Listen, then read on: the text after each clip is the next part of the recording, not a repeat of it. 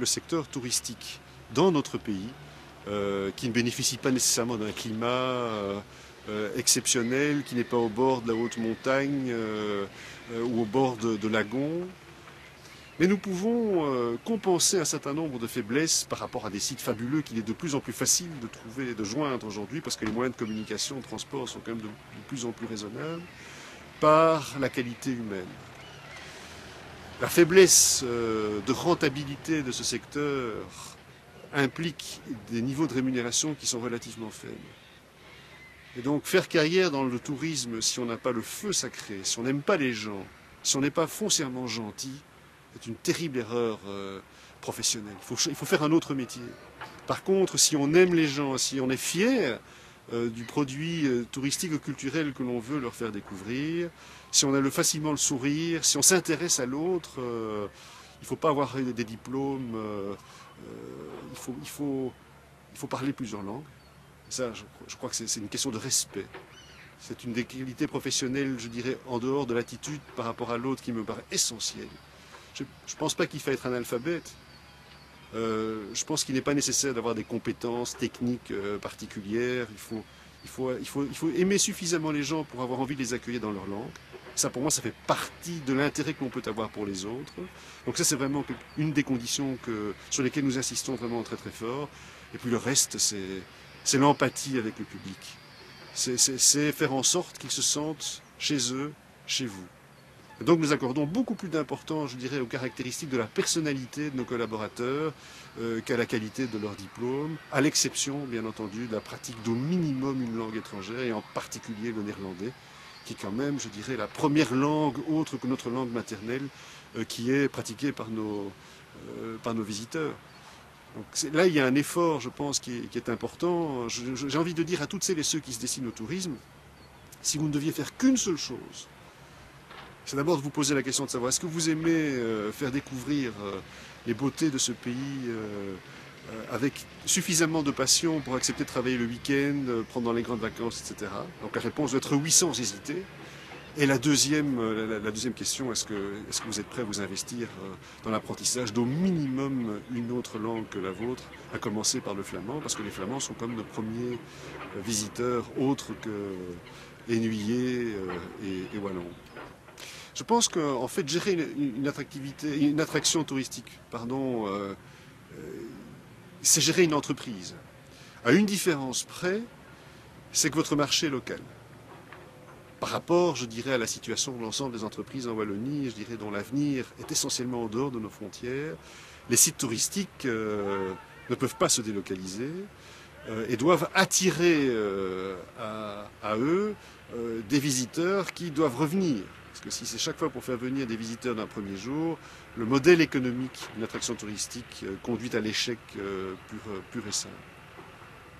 L'un des principaux handicaps qui grèvent l'offre touristique en Wallonie en général et dans la province du Hainaut en particulier, ça a été trop longtemps le tirage de couverture à soi de chaque attraction particulière qui se préoccupe, je dirais, de sa propre survie en ayant plus une vision des autres opérateurs comme étant des concurrents plutôt que des partenaires.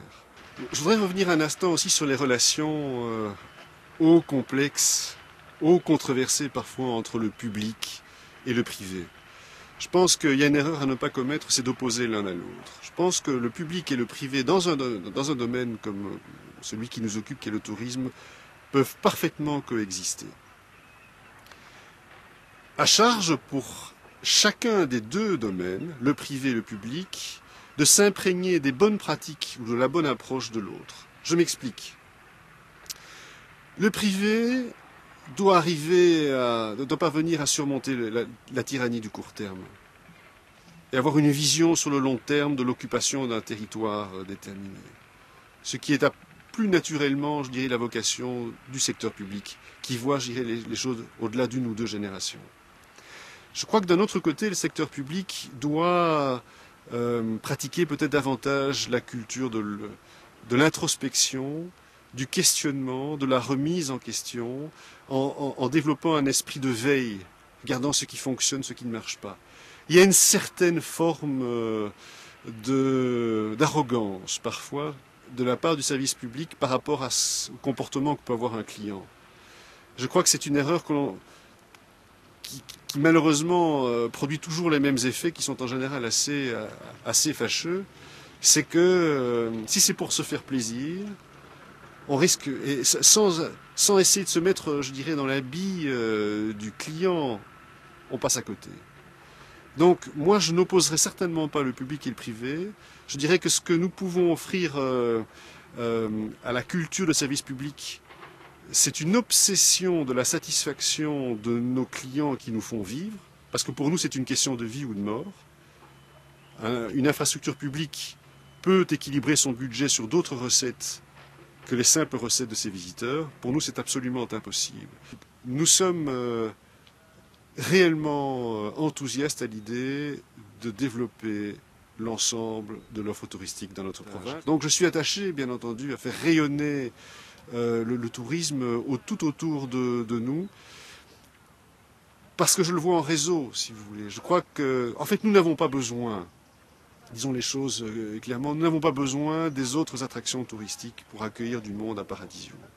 Mais nous sommes prêts à offrir notre notoriété, nos centaines de milliers de visiteurs qui sont à disposition pour visiter les beaux coins du Hainaut en général et de la Wallonie-Picarde en particulier. Mais pour ça, il faut que l'ensemble des opérateurs aient les yeux en face des trous, reconnaissent, je dirais, qu'un site plutôt qu'un autre peut attirer davantage de monde, et imaginer des offres conjointes qui permettent de réaliser un véritable maillage touristique à partir, je dirais, de poids lourds du tourisme. Ça implique un devoir d'humilité et de modestie au départ. On n'est pas tous exactement, je dirais, sur la même ligne de départ.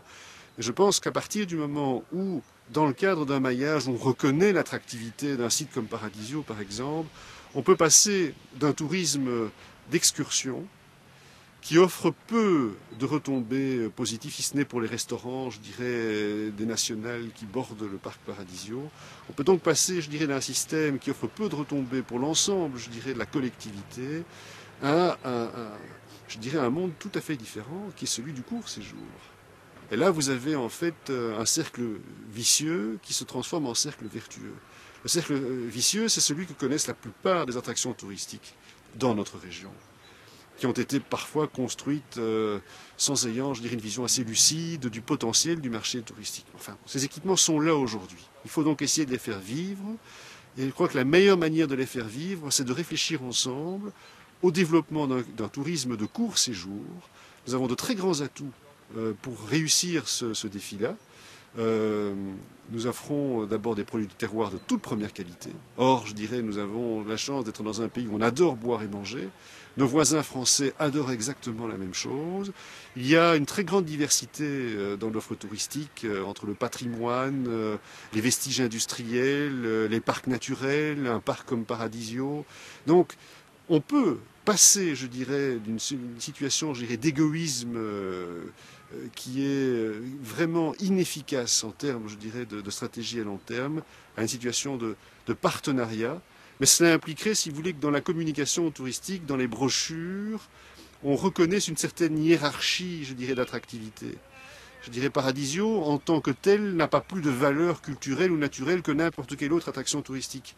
Mais si on a simplement la lucidité de se dire que ce parc, qu'on l'aime ou pas, draine des centaines de milliers de visiteurs par an, et que si on ne pouvait en récupérer que, je dirais, 20 ou 30% pour les faire découvrir les autres sites, on aura plus de visiteurs. On aura beaucoup plus de visiteurs qu'en continuant, si vous voulez, à essayer de faire du bruit tout seul dans son coin, dans le grand tumulte de la communication, de la publicité, etc. Ça, c'est l'un des grands défis de notre tissu économique en Wallonie. C'est surmonter la défense, je dirais, presque naturelle et instinctive, je dirais, de sa petite entreprise pour réfléchir à une stratégie d'alliance. Moi, je crois dans une stratégie d'alliance. Je pense que c'est une stratégie qui peut faire en sorte que notre région puisse, d'ici 10 ou 15 ans, sinon retrouver, je dirais, la situation exceptionnelle qui fut la sienne il y a un siècle, en tout cas, vraiment trouver la place qu'elle mérite dans le concert, je dirais, des régions entreprenantes. Et pour ça, il faut avoir la démarche de sortir, de tendre la main à l'autre, d'accepter que certains sont plus puissants ou ont une force d'attraction qui est plus importante pour arrimer son wagon, si vous voulez, à la locomotive et prendre son essor de cette façon.